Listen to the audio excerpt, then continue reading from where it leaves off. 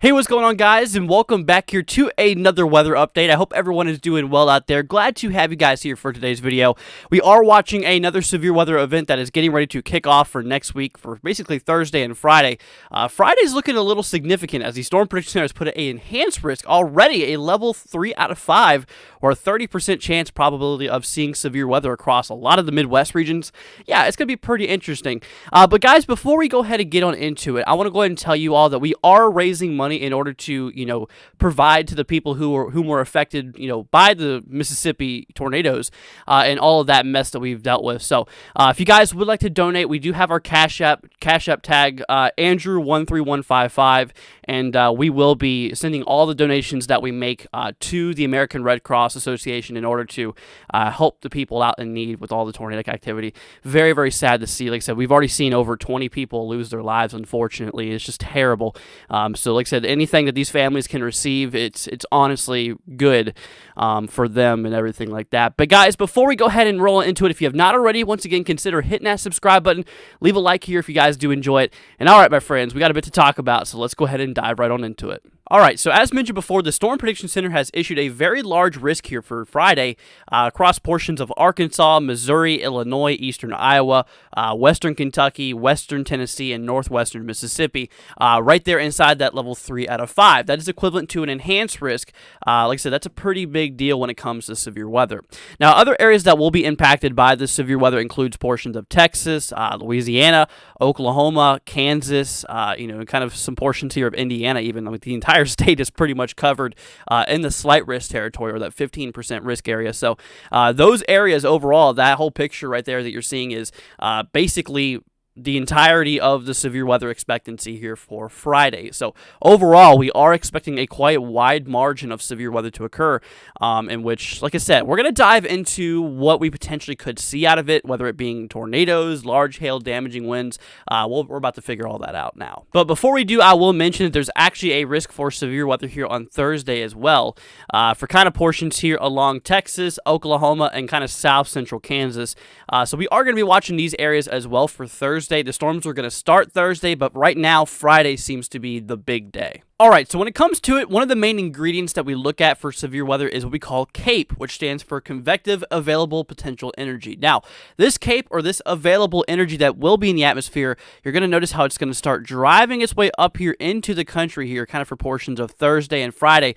This will be showing enough energy in the atmosphere to allow for severe weather to occur.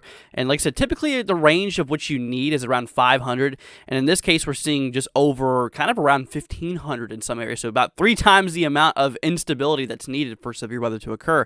You can see all that instability tracking its way here to the east. I mean, potentially allowing for some storms to fire off there towards like the Ohio Valley, potentially. I mean, heck, maybe even the northeast could see a few storms with, some pockets of instability kind of still remaining here, according to this model, which just so happens to be the European model. Now, please note that this also determines on what we call lift, basically the availability of the warm air at the surface to rise up into the cooler, the cooler upper atmosphere, and allowing for the condensing cycle to begin, or the convection cycle, allowing for these storms to pop off. So with the available energy in the atmosphere does seem to be enough to allow for severe weather to occur.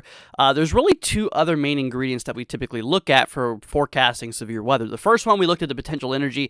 The next one, we look at those dew points, basically the moisture supply at the surface. So when it comes to these dew point temperatures, you're typically looking for them to be in kind of the upper 50s, but more in the 60s is kind of like the Goldilocks zone. And for this event, we are just seeing that, those 60-degree dew points actually advecting very high up north into the country, across the portions of the Midwest, the Ohio Valley, showing that there is probability for storms and overall the severe potential. So marking that out of the way regarding the dew points and the overall available energy, the last thing we typically look at here is the wind shear, basically how strong the winds are at a point in the atmosphere, and how fast are they moving. All right, so when it comes to the winds here out of this event here, we're taking a look here kind of towards the ground, just about 4,000 feet up here. So this is the American GFS model. And as we track our way down in time, you notice this big old troughing motion here across portions of California. This is going to be bringing a lot of rain and snow yet again for California. So you might want to be bracing for that here basically for Thursday, kind of late Wednesday essentially. But eventually this low pressure system will kick up across the country here. And you notice there's a lot of red across portions of the Midwest. And that is telling us that we have some very strong winds moving to the northeast across kind of the lower portions of the atmosphere. So overall, that is enough drive to allow for potential severe weather, and it probably would be moving pretty quickly too. So now when comparing this with the middle portions of the atmosphere, kind of around like 30,000 feet or so up, basically the liner or the typical height that the jetliners typically fly here, you really notice that troughing motion a lot more with those upper level patterns here. But as we track away towards the Midwest, here's the thing, that shortwave trough that we have here, basically this little dip in the jet stream we see, is really amplifying those winds well over 100 miles an hour, actually more nearly like 130 miles an hour, screaming to the northeast. So with that being said, like I said, storm motion out of the potential of these storms is going to be moving pretty daggone quickly with how fast the wind speeds are moving across the lower portions and the middle portions of the atmosphere. So it's a little concerning to take that in consideration. So overall, the wind shear's there, basically what's needed to drive the storms in order to allow them to kick off. That's there. The dew points in the 60s, that's looking pretty daggone good, as well as the instability values here well over enough that's needed for overall storms and the potential of severe weather. Now, as we drive our way down here further in time, obviously the jet stream really cranks across the mid-Atlantic too, which makes me think that, if storms can fire, they might even be moving across those regions as well. So we definitely need to be on the lookout for that. So at the end of all that, whenever going over the models and everything, I actually looked at the models off camera here too. And what I've came to the conclusion, I do believe that all hazards will be on the table. I looked at the soundings, very, very dry atmosphere across the middle portions, which could support the hail growth. The downdraft energy, basically the available energy that the winds are pushing down to the surface, are pretty high, which could lead to more damaging wind gusts, as well as the curved wind shear pattern we were looking at. The difference in wind direction and speed with altitude does show the possibility there of some rotation that could kick off, meaning that there might be the possibility for tornadoes. But anyways, my friends, well, that's going to go ahead and wrap up this little update video. If you guys did enjoy it, leave a thumbs up. Don't forget to hit that subscribe button if you are new. Remember, guys, if you would like to donate to the American Red Cross Association, like I said, for the storm victims in Mississippi, once again, our Cash App tag is $Andrew13155. All the donations that get sent to me will eventually be sent to the people who are in need here. So once again, guys, please consider it. It'll really help out the people down there because, like I said, they really went through a lot.